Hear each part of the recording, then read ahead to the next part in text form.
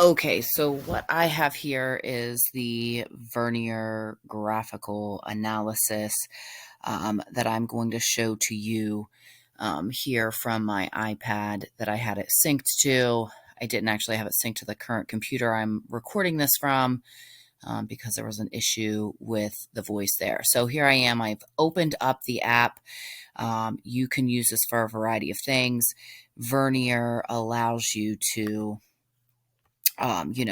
choose different access points. But when you hit new experiment, you're given all of these different options, and you want to make sure that you connect your device to your iPad or your phone or your computer, whatever you're working with.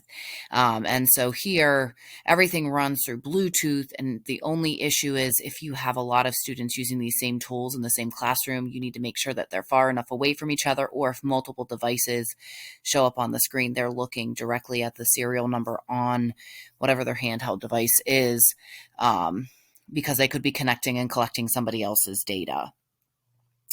Um, but you can use more than one device at a time and, plot that information on the same graph. But here you'll see two different graphs available. You'll see one that is showing force, so your force of breathing, and then you're seeing your respiration rate and beats per minute, or breaths per minute in the bottom. You'll also see some real-time information at the bottom. I like to tell students that is like looking at the speedometer on your car, because it shows you an instantaneous speed. Well, this is your instantaneous force, or your instantaneous respiration rate. And you'll see the graph starting to form here. I do have the device on, and I have to pull this out of here. I did time out when making this video, so I did have to separate this. So here you'll see I've collected quite a bit of data, and you can change, what's on your y-axis. You'll see on the x-axis here is time. So we tell the kids time is always going on, so we're still always breathing, but the force or the rate at which you're breathing is changing. And you can select different portions of your graph. You can change it.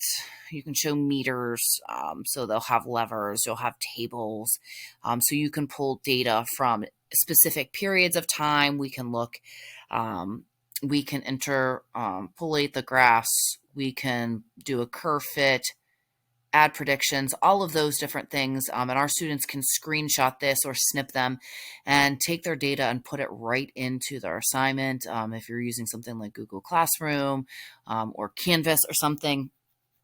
And so you can take photos of those things. One of the great pieces that we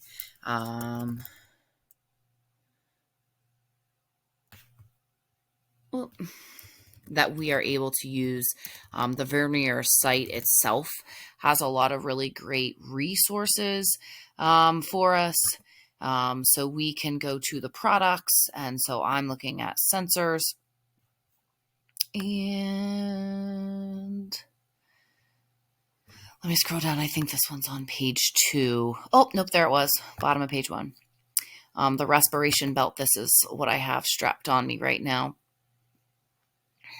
And so it just clips, and you can adjust the size so it can fit different students. But you can see categories, different things, specifications, experiments that you can do with your students for them. We're just looking at it, respiration rate, and how we're changing that based on, when we're walking or we're jogging or we're sprinting. And so you can look at different things like that. Ventilation and heart rate, that's a really cool exercise. So it's one of those things that can help springboard students into being interested in some other form of physical education.